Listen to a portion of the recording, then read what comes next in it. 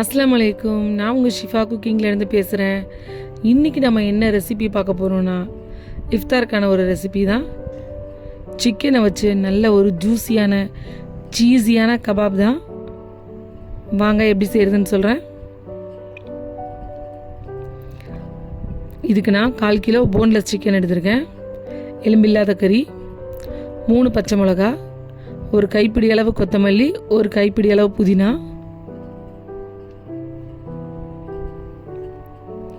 இப்போ இது எல்லாத்தையும் ஒரு பவுலில் சேர்த்துக்கிறேன்.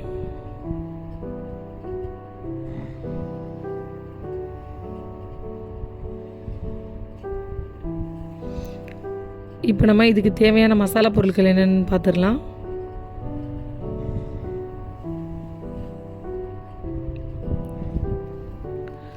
ஒரு ஸ்பூன் தனியாத்தூள், 1 ஸ்பூன் மிளகாத்தூள், 1/4 ஸ்பூன் கரம் மசாலா, 1/2 ஸ்பூன் மிளகுத்தூள், 1/2 ஸ்பூன் ஜீரகத்தூள்.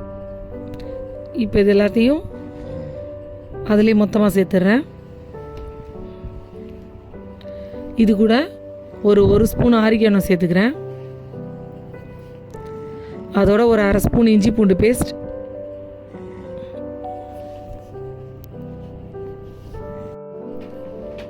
இப்போ இது எல்லாத்தையும் ஒரு மிக்ஸி ஜாரில் சேர்த்துறேன். அது கூட 2 பிரெட் ஸ்லைஸை பிச்சு போட்டுக்கிறேன். இந்த சிக்கனுக்கு 2 பிரெட் ஸ்லைஸ் கரெக்டாக இருக்கும் பாருங்கள். அதோட உப்பு சேர்த்து இந்த மாதிரி ஒரு நைஸான பேஸ்ட்டாக அரைச்சிக்கோங்க. இப்போ உள்ளே வைக்கிற ஸ்டஃபிங்க்கு கொஞ்சம் புதினா, கொஞ்சம் கொத்தமல்லி, ஒரு 3 பச்சை மிளகா, ஒரு 5 பல்லு பூண்டு, இது எல்லாத்தையும் இந்த மாதிரி ஒரு கரகரப்பாக மிக்சியில் போட்டு நுணுக்கி எடுத்துக்கோங்க. தண்ணி சேர்க்கக்கூடாது. இது கூட நான் கொஞ்சம் மயோனஸ் சேர்த்துக்கிறேன். அதுக்கப்புறம் 1 ஸ்பூன் நல்ல ஒரு கெட்டி தயிர்,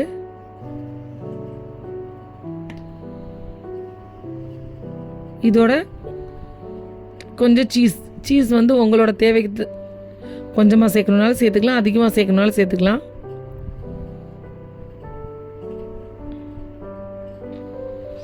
இப்போ இதில் வந்து கொஞ்சமாக ஒரு 1/2 ஸ்பூனுக்கும் கம்மியாக தேவையான அளவுக்கு உப்பு சேர்த்துக்கோங்க. ஏன்னா ஆல்ரெடி சீஸில் வேறு உப்பு இருக்கும்.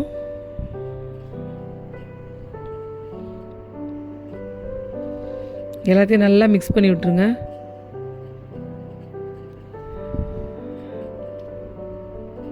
ஏன்னா இதில் நம்ம பச்சை மிளகா சேர்த்து அரைச்சிருக்கனால நல்ல ஒரு காரத்தோட நல்ல ஒரு ஃப்ளேவராக இருக்கும். அந்த புதினா பச்சை மிளகாய் எல்லாம் சேர்ந்து இப்போ நம்மளோட ஸ்டஃபிங் ரெடி ஆகிடுச்சு.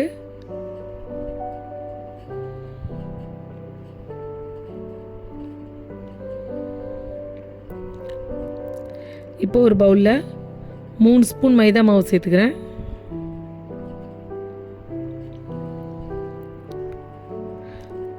இதில் கொஞ்சமாக உப்பு சேர்த்து இதை நல்ல ஒரு திக்கான பேட்டராக கரைச்சிக்கோங்க.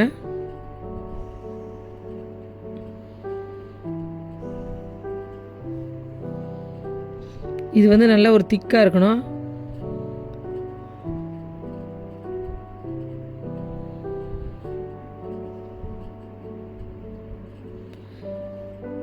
இதை வந்து நீங்கள் சும்மா ப்ளைனான மைதா பேட்டராகவே வச்சுக்கோங்க. ஏன்னா ஏற்கனவே நம்ம உள்ளே வைக்கிற ஸ்டஃபிங்லேயே நல்லா காரம் போட்டிருக்கோம். அதனால் இதில் எதுவும் சேர்க்க தேவையில்லை. பாருங்கள் நல்லா கரைஞ்சி நல்லா வந்துடுச்சு. இப்போ இதுவும் ரெடியாக இருக்கட்டும்.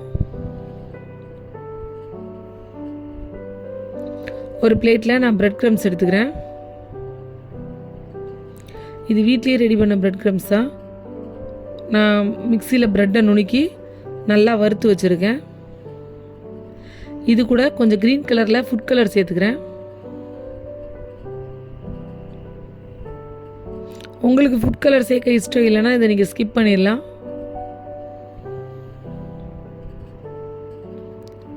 நீங்கள் இந்த பிரெட் க்ரம்ஸில் வந்து ஃபுட் கலர் சேர்க்கும் போது பார்க்க கலரே இல்லாத மாதிரி இருக்கும்.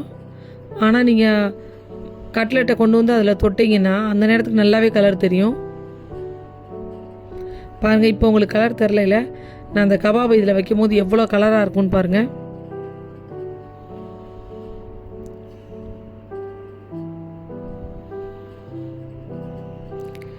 இப்போ பிரெட் க்ரம்ஸும் ரெடியாக இருக்குது. இப்போ நம்ம அரைச்சி வச்சோம் இல்லையா சிக்கன், அதுலேருந்து நல்ல ஒரு பெரிய லெமன் சைஸ்க்கு எடுத்துக்கோங்க.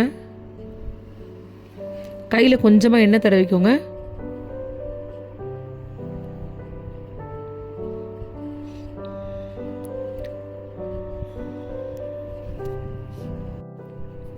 சிக்கனை இந்த மாதிரி ஒரு பவுல் மாதிரி கையில் தட்டிக்கோங்க. கொஞ்சம் ஃப்ளாட்டாக, நடுவில் கொஞ்சம் ஃப்ளாட்டாகவும் சுற்றி கொஞ்சம் கனமாகவும் தட்டிக்கோங்க.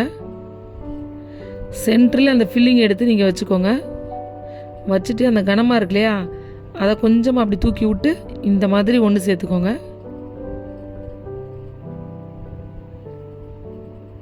பாருங்கள், ஒன்று சேர்த்துட்டு நல்லா அழகாக 2 பக்கமும் கட்லெட் மாதிரி தட்டி விட்டுக்கோங்க.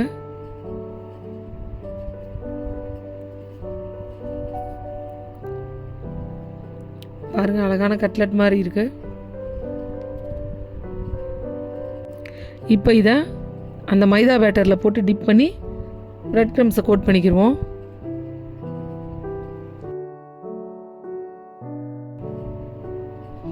இது வந்து ரொம்ப சாஃப்டாக இருக்குது சீஸ் உள்ளே வச்சனால. அதனால் ஃபோக் வச்சு எடுத்திங்கன்னா பிஞ்சிரும். ஸோ அதனால் நான் கையிலேயே எடுத்துடுறேன். கையிலேயே எடுத்துகிட்டு மேலே பிரெட் க்ரம்ஸை போட்டு நல்லா அப்படி தூவி விட்டு 2 பக்கம் நல்லா டிப் பண்ணி எடுத்துருங்க.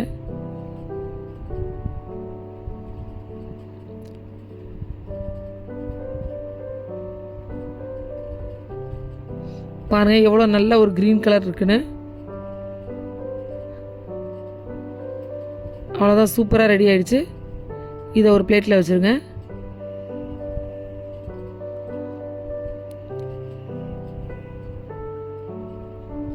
பாருங்கள், உள்ள ஃபில்லிங் வந்து உங்களோட இஷ்டம் தான். கொஞ்சமாக வைக்கிறதா இருந்தாலும் வைக்கலாம், கொஞ்சம் அதிகமாக வைக்கிறதா இருந்தாலும் வைக்கலாம். நீங்கள் கவர் பண்ணும்போது மட்டும் கொஞ்சம் ஜாக்கிரதையாக கவர் பண்ணணும். சீலிங் உடஞ்சி வெளியில் வராத மாதிரி பண்ணணும்.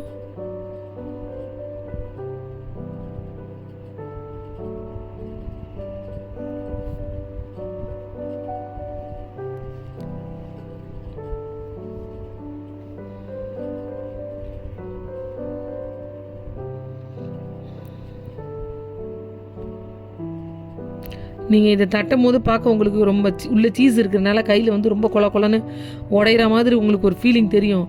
ஆனால் நீங்கள் பிரெட் க்ரம்ஸில் தட்டி பிளேட்டில் வச்சுட்டு கொஞ்சம் நேரம் ஃப்ரீசரில் வச்சாலும் சரி, இல்லை வெளியிலேயே வச்சாலும் சரி, கொஞ்சம் நேரம் கழித்து நீங்கள் அதை ஃப்ரை பண்ண எடுக்கும் போது அது கொஞ்சம் டைட் ஆயிரும். ஏன்னா நம்ம மேலே கொடுத்த மைதா கோட்டிங், அந்த பிரெட் கோட்டிங்லாம் அந்த கபாவை வந்து கொஞ்சம் டைட் ஆக்கிரும். இல்லை உங்களுக்கு சிக்கனே கொஞ்சம் கொலப்பாக இருக்குது, கையில் பிடிச்சி மடிக்கவே வரல அப்படின்னா நீங்கள் சிக்கன்லேயே கொஞ்சம் பிரெட் க்ரம்ஸ் போட்டு நல்லா பிசைஞ்சு விட்டுட்டிங்கன்னா அந்த சிக்கன் கொஞ்சம் டைட் ஆயிரும்.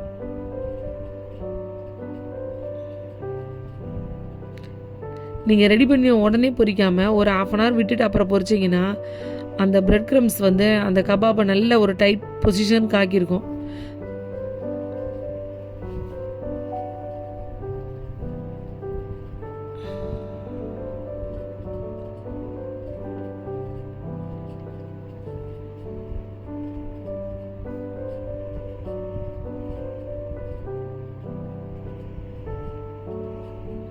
பாருங்கள், நான் எல்லா கபாபும் ரெடி பண்ணிட்டேன். இப்போ வாங்க பொரிக்க ஆரம்பிக்கலாம். நான் வந்து பெரிய கடாயில் டீப் ஃப்ரை பண்ணலை, ஒரு பேனில் கொஞ்சமாக எண்ணெய் ஊற்றி ஷாலோ ஃப்ரை தான் பண்ண போகிறேன்.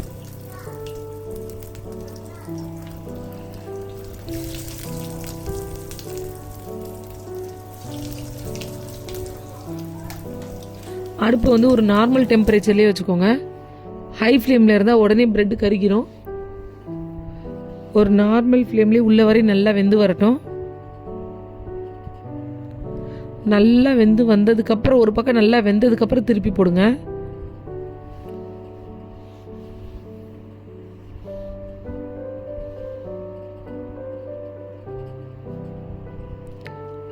நீங்கள் இதை திருப்பி போடையில் பார்த்தாலே தெரியும், எதுவுமே கலரலை. எவ்வளோ அழகாக பிரெட் க்ரம்ஸ் எல்லாமே மேலே உட்காந்துருக்கு பாருங்கள்.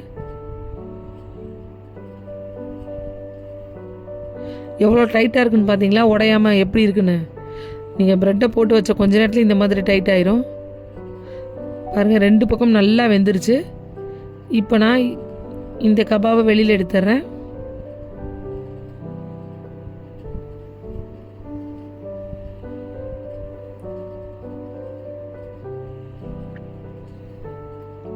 அவ்வளோதான். ஒரு சூப்பரான நல்ல ஒரு டேஸ்டியான சிக்கனை வச்சு ஈஸியான கபாபு பாருங்கள். பார்க்கவே எவ்வளோ அழகாக இருக்குன்னு. நீங்களும் உங்கள் வீட்டில் இதே மாதிரி ட்ரை பண்ணி பாருங்கள். ட்ரை பண்ணி பார்த்துட்டு எப்படி இருந்துச்சுன்னு என்னோடய கமெண்டில் சொல்லுங்கள். என்னோட அந்த ரெசிபி உங்களுக்கு பிடிச்சிருந்துச்சுன்னா என்னோடய சேனலை லைக் பண்ணுங்கள், ஷேர் பண்ணுங்கள், மறந்துடாமல் சப்ஸ்கிரைப் பண்ணுங்கள். கூடவே அந்த பெல் ஐக்கானே கிளிக் பண்ணிடுங்க. அப்போ தான் நான் போடுற புது புது வீடியோஸ்லாம் உங்களுக்கு நோட்டிஃபிகேஷனில் வரும். சூப்பர். சப்ஸ்கிரைப் பண்ணுங்க. தேங்க்யூ.